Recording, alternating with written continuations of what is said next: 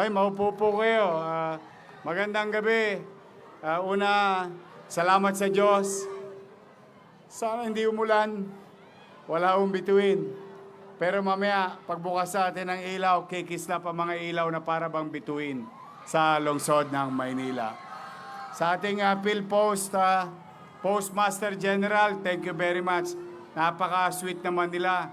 Talagang dito nila ginawa sa lungsod ng Maynila itong ating stamp, no? Nativity stamp.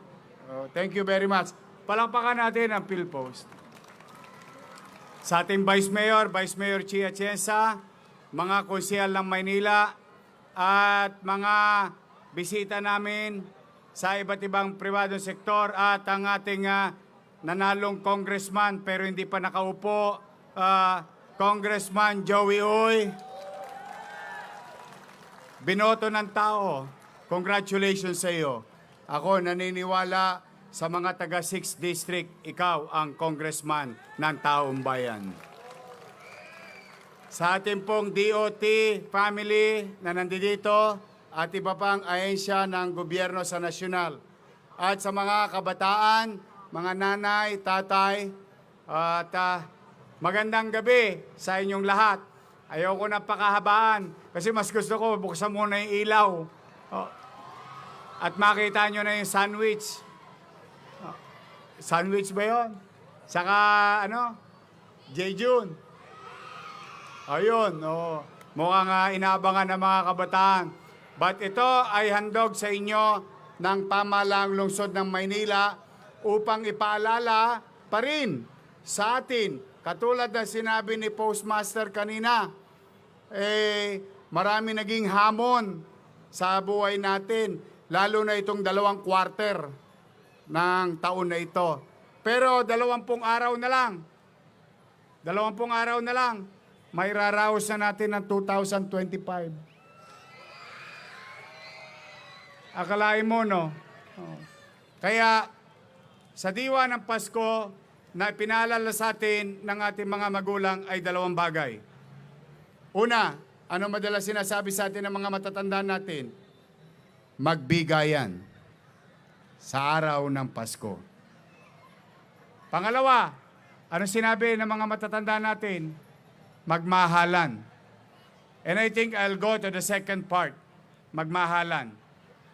You know, what happened in the past weeks and a few months ago is highly unacceptable.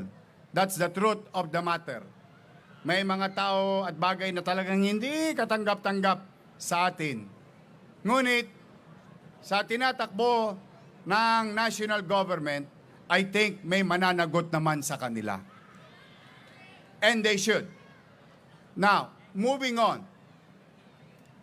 Yung diwa ng Pasko na sinasabi ko'y pagmamahalan, we should stop hating each other because of our indifferences in politics. Dahil iba-iba tayo ng kulay. Pink, yellow, white, green, red. Yan ay kulay lamang ng mga politiko, hindi kulay ng buhay natin. And at the end of the day, pagtiklop ng araw, uwi tayo sa kanya-kanyang tahanan natin at pamilya natin. Wala tayong ibang asahan kundi ang sarili natin, ang pamilya natin, at ang pamahalaan na sana magtagumpay. Huwag nating ipanalangin anumang bahagi ng pamahalaang nasyonal o lokal na sila ay masawi, sapagkat ang kasawian ng pamahalaan ay kasawian ng mamamayan. We, Filipinos, no matter what happened, hayaan natin managot sila. But we, as Filipinos, we should not separate, segregate because of some political beliefs of some or a few, literally a few individuals for them to gain politically. We should gain and excel from our field of undertaking to better your life.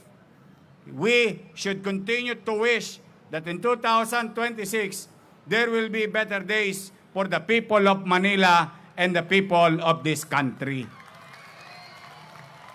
Yun sana ang maalala natin sa Paskong ito.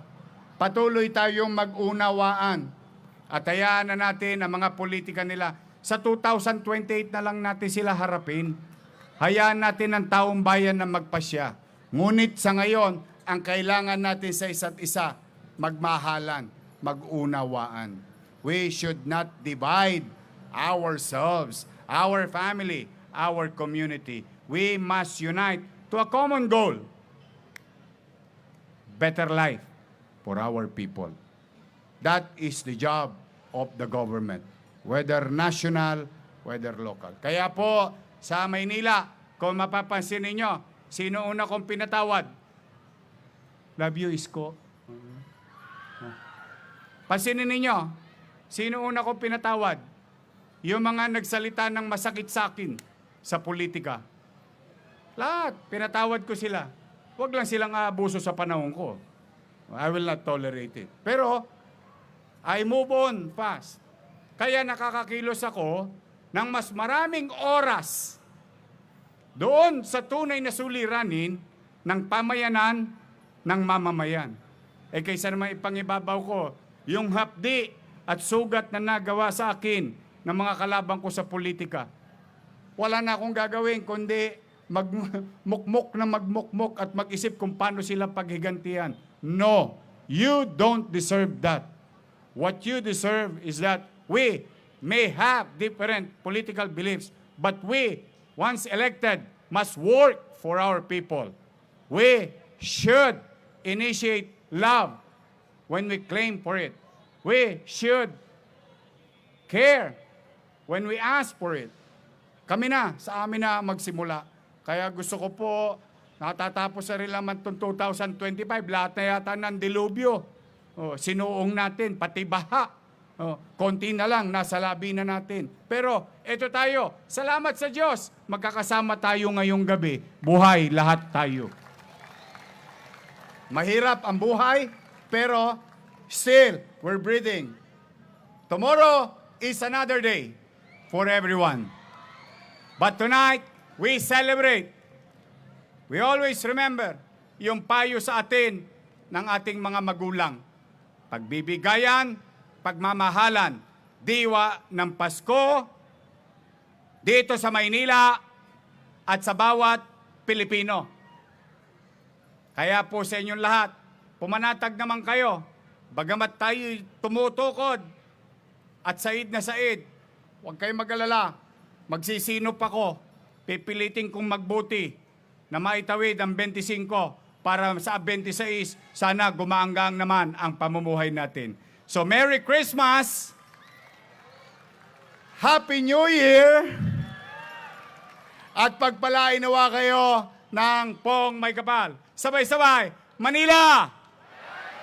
God first. Thank you.